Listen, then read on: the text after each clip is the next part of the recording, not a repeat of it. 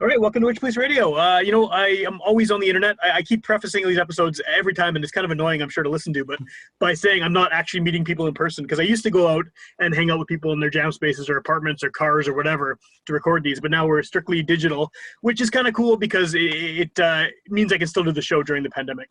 But I think the best way to kind of kick us off right away is if you want to introduce yourself and give it a little bit of background about what you're doing musically. And I have a lot of questions, but let's start from there. Okay, so my name's AJ Ongenae. I'm singer-songwriter from Winnipeg, Manitoba. Kind of on an adventure of being a solo artist at this time. Started off playing in a lot of local bands, metal, punk, you name it, I've done it, and kind of took the reins and decided to do this all myself. Cool. And then you released, I'm assuming it's your first solo album earlier this year, right? First one that I've ever put out to the world. Technically, it's my fourth that I've done. What is the fate of the other three? Are they just kind of sitting in a drawer somewhere or a basement or a computer? They're sitting on a shelf. Yeah. So I guess, after that, obviously you've been doing this for a while, then working towards putting out solo music. So what was it about this collection of songs that you felt was, I'm assuming, more worthy to present to the world than the previous efforts? You know what? Actually, this solo project kind of was an accident. It started off as a one-off show. A friend of mine, you actually just had him on one of your episodes. That was Charlie Fetta. Cool. He did a a benefit show for murdered and missing Aboriginal women. Okay. And he asked me if I'd play on the bill, and so I kind of wrote a couple songs right then and there on acoustic, and that's really what started me on this solo artist thing. So like you said, you have that background in punk and hardcore and metal and things like that. Do you feel that is still strongly coming through in what you're doing? I mean, obviously a lot of your stuff is acoustic. It's, as you said, singer-songwriter, but are those elements like kind of permanently attached to you when you're writing songs? Oh yeah. It's kind of funny how the first album is very acoustic, and when like this, how do I call this? I think the first album, I'm just calling it disc 1. Okay. Technically, my first album is going to be 3 volumes, 3 separate discs. Okay. The second album, which I'm about halfway done recording, it's all electric so far. I think there's only one song on the track list that's acoustic in nature. Okay. When you say all electric, is it heavy? Or is it just the same kind of vibe but just turned up a little bit? Okay, so the first one is very mellow acoustic. It's chill, yeah. Yeah, the second one's going to be more rock, and the third one I have a lot of heavy stuff on it. Cool, okay. So it's a build-up. Cool. Is that something you always wanted to do? Like, had you always wanted to release a solo record that has kind of that louder, heavier feel to it? No, this is all new. There was no real big plaid. I guess I had the first 30, 40 songs that I did as a solo artist, and it just kind of, with the collection of songs, I didn't want to mix them all together. I kind of wanted to build that up. Once I saw the body of work that I had to separate them in a certain way. Okay. Now that you have, I mean, it was beginning of the year you released the first one, but since that's come out, how do you feel about it? I mean, like you said, you have a bunch of other stuff you recorded but never released. Now that this is out in the world and people are hearing your stuff, what's your kind of perception of how it's being received, or of, like, do you feel comfortable with those songs kind of being in the public domain now, right? Okay, so that's a 2-part question. Sure. The first part, I guess you asked how it's being received. Yeah. The answer to that is terribly. I wear a lot of hats in this project, right? I literally write all the songs, play all the instruments, I record it all myself, mix, master, released it, everything. And the one thing I didn't know anything about was music marketing. And so I basically released this album to the world, and there was no one there to listen to it. So yeah, that's the hard part about that album. Yeah, well, it's this weird thing now that, like, we have all these great tools to be able to record and release and put our own music out there, but now everyone has to be their own promoter, basically, right? Like, everyone has to hustle this weird set of skills that people who are creative don't necessarily have.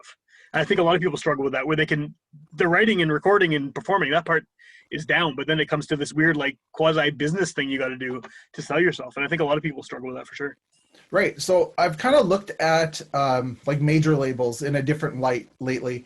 And I think basically what they are just marketing geniuses. They're essentially marketing you and selling you to the entire world and Sure, hoping yeah. you catch on. And whereas you're, if you're in your basement trying to market yourself, you're trying to find those niche audiences, and it's a whole different world. Sure, yeah. Yeah, it has Do you nothing to do with the music, but it's no, you could make the everything to best do music with it, ever. And really. yeah, yeah. So, I mean, I guess, do you know what your niche audience is then? I mean, who would you like to be listening to this? Whether they are or not right now remains to be seen, I guess, right? But what is kind of the ideal audience for what you're doing? So I've been doing a little bit of this marketing, doing some tests and things, and I found that actually the demographics are pretty even across the board. Like men and women are Okay. 51, 49%, but the age range that I'm getting are between 18 and 27. And I'm a little older than that, and I don't Right. understand, that generation that well. Yeah, I But hear you on that one. Yeah, yeah. that seems to be who's receptive to the music, as Okay. well as the countries. The big countries for me are Germany, the Netherlands, and the UK. Like Huh. that's who's listening to my music apparently. So That's interesting to find that out. Does that influence how you plan on doing future stuff? I mean, if you know that the audience is predominantly younger, is that going to change how you write things, or do you just figure that like they like what you're doing already, so just keep doing it? actually, I feel like there's a shift in the music industry in general, Yeah. and you almost have to, get with the times. I saw this TED talk with Alan Cross. Okay. I don't know if you know Yeah, Alan yeah, yeah, Cross, but yeah. like I he know you. has some of the greatest information out there, and he was saying that the skip rates on digital and streaming, it's like 25% skip in the first 5 seconds, I believe it. 30 Yeah. and 10, and then 35 after the first 30. But once you hit that 30-second mark, then you get paid. Any Right. track Right. over 30 seconds, you get money. So these artists, these new pop, anybody doing this, they're trying to write songs where they hook you, they hit you with a chorus. They just want to keep you for that 30 seconds. Yeah. And so like the biggest hits lately, like the last couple of years, was Old Town Road, was a 2-minute song. This year was Mood, 24K Gold, and that was probably a big one. Okay. 2-minute song. Right. These, Right. like the industry is changing where you're basically writing jingles just to get that first 30 seconds. That's crazy to think So about. I know. And so I was having a conversation with like my best friend who's also, he writes music with me, and we are talking about this shift. And he asked me, he's like, are you going to start writing 2-minute songs? And I don't know, maybe. We'll You might have see. to. Yeah. Yeah. Yeah. Just to keep up with everybody. Yeah. Does that like take away from the artistic part of it though? I mean, if you know that the way it's being consumed is by someone who has like the attention span of an ant, does that how you does that take away from it? I mean, if you have this great song that maybe it's 5 minutes long, and maybe in that 5 minutes everything you need to put into that song is there, will you scrap that or change that just because you know that you're gonna get a bunch of kids hitting skip before you get to the meat of it? Well, okay, so this is a great question. Actually, on the next album, I have a song that is 8 minutes and 20 seconds long. Okay. It starts off with like a 4-minute symphony, and then it goes into the actual song. So how I'm going to release that is an album version that is 8 minutes and 20 seconds long, but the single release will be just the 4-minute song. Okay. Okay. Yeah, so That's an kind of interesting how. way of doing it. Yeah, yeah. Well, I guess that's not unusual because you get some songs, back when 45s was the main genre that people listened to, there'd be like, part one and part two on the same single, and they'd play one half on the radio. So it's not really that different, I guess. It's just Yeah, updated for the digital age, right? exactly. So I was, I was listening to some of your stuff, and I want to talk about the Christmas song in a minute, but you have this mini documentary that you put out a couple days ago about a hardcore Yes. band you were in back in the day, and first of all, I think it's hilarious. The idea of releasing a documentary about one song about a Yeah. band that's been dead for like 13 years. That's awesome. I've definitely been in bands where we've done stupid shit like that, and it makes it. I like the idea of taking something that really, in the scheme of things, shouldn't be important, but it's important to you, and just acting as if it is important to everyone. I love seeing something like that. So, what is the story for people who haven't seen that documentary? What is the story behind this? Okay, so this actually ties into very well with like Witchpolice Radio, because like you guys, I think the main thing is your archive of local music. This is Yes, kind of what I I get know where out you're of. going with this because I recognize someone in your band. But go ahead, yeah. So what I wanted to do was, if the last thought I had in this documentary was, this documentary is the only piece of information that will ever prolong the history of the band or the song. Right. Because back then, the only thing was MySpace. Nobody uses MySpace anymore. It's surprising it still exists, yeah, but it does. Yeah, so there's no footprint that we ever existed. And so I kind of wanted to put that out there and say, hey, you know what? We were here. We existed. Here's the record of it. Yeah. You know, come see it. I love that. I think more people should do that. And that is, you're right, that's one of the reasons that Witchpolice, before it became a podcast, started as an archive of local stuff, because I had a bunch of tapes from my old bands and my friends' old bands, and it was just like, no one's going to hear these. They're going to disappear in someone's basement forever. And then now, hey, they're online. Whether 5 people hear it or 100 people hear it, doesn't matter. It's there as like a document of this existed, no matter how bad or good it was. Exactly. And, so when I was watching the documentary, the frontman of your band, Johnny Wilson, he was in a bunch of bands that I knew him from back in the day. And when he was in Den of Iniquity and TBA and all these ridiculous hardcore bands, and those albums are on the archive of the old Witchpolice blog. Oh, that's great. His old bands, like, you know, that no one should remember, but they're there, right? I still have the CDs, of course, because I hoard that stuff, but it's available online. And so it's very cool that something similar is happening with that band. Like, so what's the story behind that song, though? Just, I mean, if you can sum up the documentary, like in Cole's Notes version. Okay, so I called the documentary The Greatest Hit You've Never Heard. And so basically the documentary tells the story of a Winnipeg music scene in the late 2000s about a band recording a single and nobody heard it.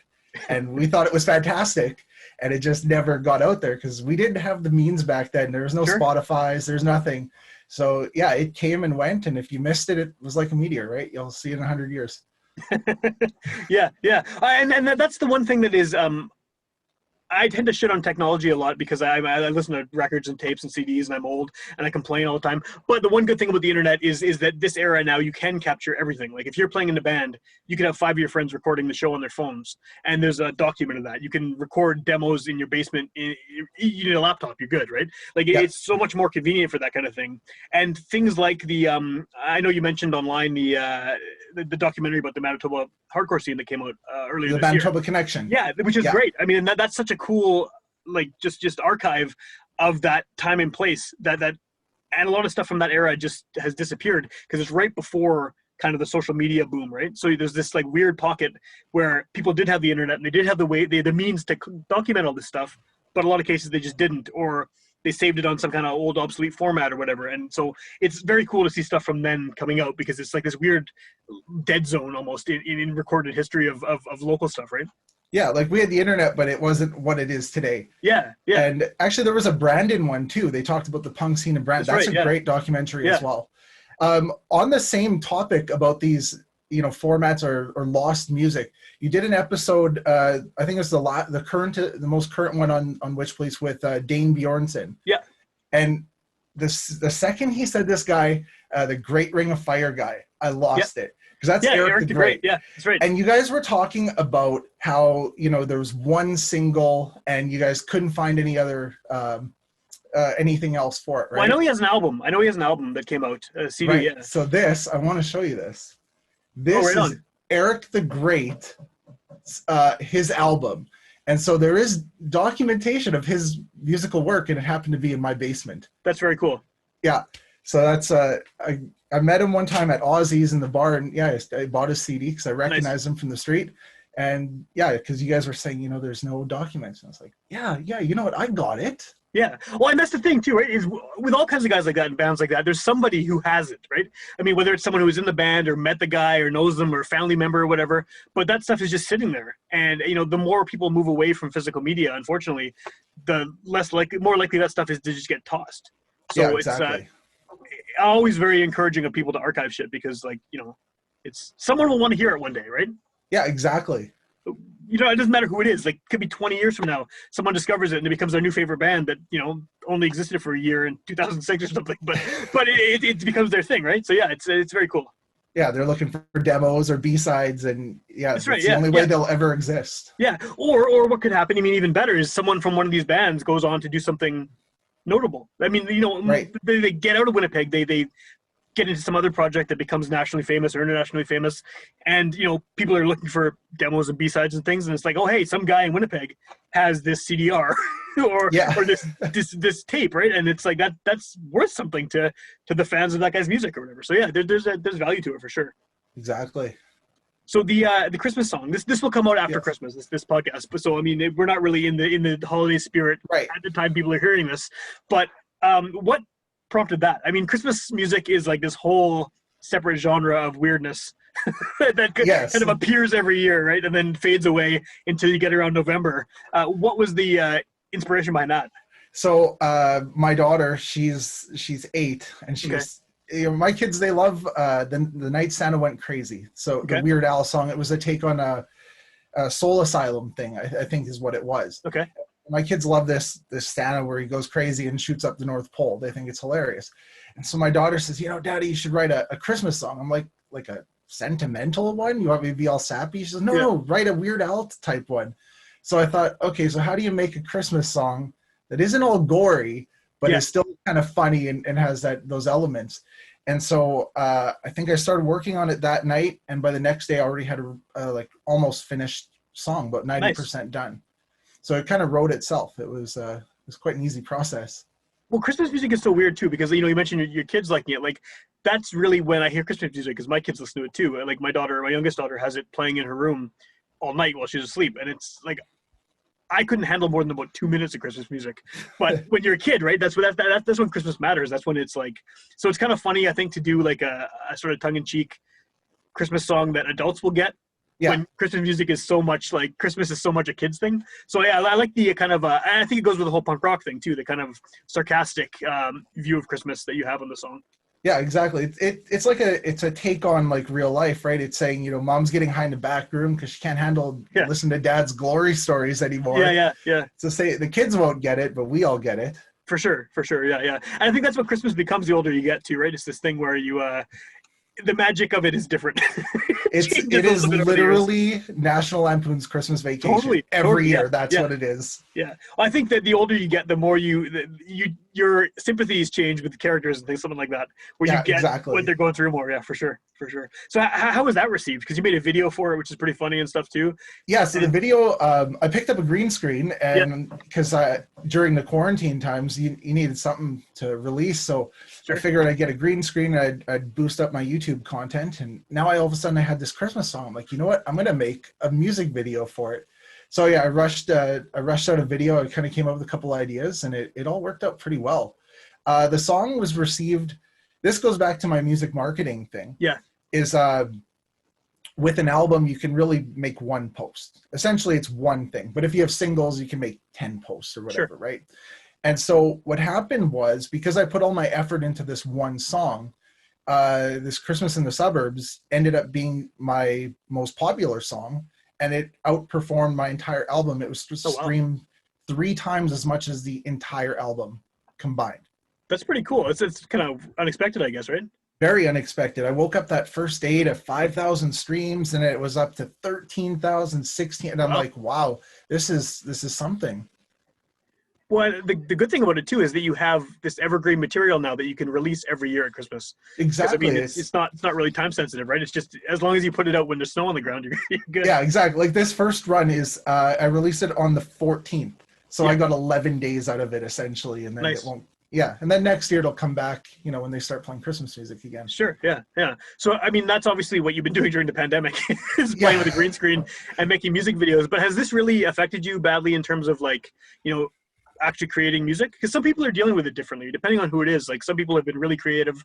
Other people have been completely shut down and not wanting to do anything musical. How have you kind of dealt with this weird situation we're in? It's weird that I have all this material. Like I said, I have the second album half recorded. Yeah. And I have no ambition to record the rest. I just keep putting it off. Like, I think in the last year, I've recorded 5 cover songs. Okay. Like a couple, I guess it would have been a month ago now, I woke up with a Bon Jovi song in my head. And I was like, you know what? I'm going to record that today. I ended up recording the song. It's one of those things where I guess the quarantine is taking the drive out from finishing the album because I know there's nowhere to perform it. Sure, yeah. Like I don't see a CD release on the horizon. I don't see a tour on the horizon. So it's just kind of, I can take my time. Yeah, that makes sense. That's actually a good plan, I think, is just not rushing into anything that you can't promote. That goes back to the marketing thing too, right? Is like, what's the point of promoting a record if there's no one to to see you play it live, or to buy it or whatever. Right? Right, exactly. Like I had all these plans. Like I was going to go to Japan in the spring and play a few shows, and I had a few Cool. booked in Europe as well. And of course, that all got canceled. So the drive is gone to get out there because you just can't leave the country right now. Yeah, yeah. Have you played like out of the country before? Yeah. So in 2017, 2018, I can't remember exactly what year it was. I was in the Netherlands and I did a string of shows out there, some radio, some TV stuff. Okay. Yeah, it was pretty good. I think that's why I have listeners from Belgium, Netherlands, is because of that. That makes sense. Yeah, yeah. Yeah. How did you end up out there? Well, so the story of that is I was actually out on vacation. I had no ambition to play shows. And I meet this guy and he's, hey, you know what? I'm into music. And I was like, oh, hey, I play music. So I played him a few songs. Next thing you know, he's on the phone talking Dutch to these people. He's like, hey, you got a show tomorrow. Okay. And then you're going to do radio the next day. And then you're going to do TV the day after that. And it was just this whirlwind where I'm supposed to be on vacation. And there I am playing like 5 gigs. That's kind of cool, though. Oh, it's awesome. It's one of the greatest things. You got to find someone like that here who can do all that for you in Winnipeg. Exactly. That's awesome. Actually, ideally, if I could have one of those people in like every country, I would love to play as many places as I possibly can. For sure, yeah. So when assuming the pandemic ends right away, which it won't, but if it ended next week, would you kind of immediately want to set up shows, CD release, that kind of thing? Or would you still want to take it kind of slow?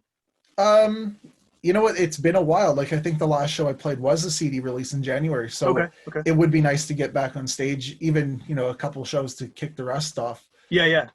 My live shows are so different than the studio album stuff because studio, I can sit here, I can record 20 guitar parts and put as many stringed instruments as I want. But live, it's just me and a guitar and the band. Yeah. And, I make a lot of mistakes on stage. Don't get me wrong. So it's kind of fun to see where we go when something like that happens. Does that dynamic? When you're writing the songs, like you said, in the studio, you can add so much extra stuff to it. Do you write them so you can actually perform them solo as well? Like, is there is that thought involved when you're writing and recording the song that, okay, I have to also strip this down so I can do it, as a one-man thing? Yeah. So most of the songs on Blanket of Ghost have 3 or 4 different versions, depending on how many band members I have with me at the time or what the feeling is. So like the song Mega Satan, for example, song about an ex-girlfriend, not about the devil. But I mean, I guess good title, though. Very good title. So that one I actually have an acoustic version, and I have a separate acoustic version, second acoustic version that was recorded but never released, and then we have the live version and then the album version. Oh, cool. So you're versatile enough that you can play it depending on the situation. Yeah, that's cool. Yeah, so all the songs are wrote on acoustic to start anyway, and then I just, depending on how I want to release a song or how I want to play it live, you can play it live many different ways. Yeah. Do you have a preference? Like, would you rather be playing with a full band, or are you comfortable just being the guy with the guitar? I am comfortable now. I never was. Like, in fact, I never sang until this solo project. The first time I ever sang in front of another person was at that benefit show when I sat up there. Wow. Yeah. So for me, this whole singing thing is a whole new, it's a new venture, we'll call it. So the whole reason why I took on a band though, because I did just play solo with just me and a guitar for about 2.5 years. So I got bored. Okay. I just missed having people on stage with me to interact with. And so that's why I started taking on band members, because it just needed to be done. Do you have kind of a core group of people you play with as a band, and then you can expand or shrink that, or is it just sort of whoever's available, or what do you do for that? Okay, so my best friend Jim, him and I have been writing songs together forever. Okay. And so he plays bass with me when we play live. And we had another guy play drums for us for a few years, and we would go on stage and call ourselves Weapons in Space, or AJ Ongenae and his Friends from Outer Space. Okay, good name. Yeah. And then that drummer left, and now I have another drummer and a keyboard player and Jim bass player. So cool. Yeah, when we play live, we can really take these songs in any direction we want, any version we want, for that matter. That's awesome. Yeah. So if people are hearing about you for the first time on the show, obviously, right now they can't see you live. Maybe the good thing about it being a podcast is it's available pretty much any time. So someone could hear this a year from now, and hopefully by then things have changed and you're playing shows and you're actively, you know, able to do stuff. But what's the best sort of way for someone to find out about what you're up to, maybe hear your music, and hopefully find out about upcoming shows when and if there are any? So, you know, I kind of stick to the 3 platforms that I'm most familiar with. It'll be Instagram, Facebook, and YouTube. Okay. That's basically, I don't really cross-platform stuff. I try and put different things on every platform. So YouTube, you'll find demos. You'll find me sitting in the same room as I'm in right now with just a guitar playing some songs. Instagram is a little all over the place. And Facebook, I generally just put videos up there. The big stuff goes on the Facebook. Okay. And then things like the documentary, that's on YouTube. Yes. And the music video for the Christmas song. Yeah. Absolutely. And then sorry, go ahead. I was going to say, not all releases end up on all the streaming platforms, the Spotify's, Apple Music, that sort of thing. I don't have SoundCloud, but it's up on all the other big ones. So people can find you if they need to find you, yeah. Yeah, exactly. With the album, you have physical copies of that as well, right? I am almost sold out, believe it or not. I think awesome. I have about 15, maybe 20 left. There's not many left in existence. That's a good problem to have. Well, it's great. I know a lot of people who release a bunch of physical stuff and just they can't get rid of it, right? So it's nice to hear, yeah. Yeah, exactly. Like in a day where nobody buys physical albums, it's great to not have them, I suppose. Like that I was able to get rid of them. But if someone wants one of those, where can they get that? Do they just contact you, or is it? Yeah, basically DM me. That inbox is pretty empty most times, so yeah, it's pretty easy to get a hold of me directly. Right on.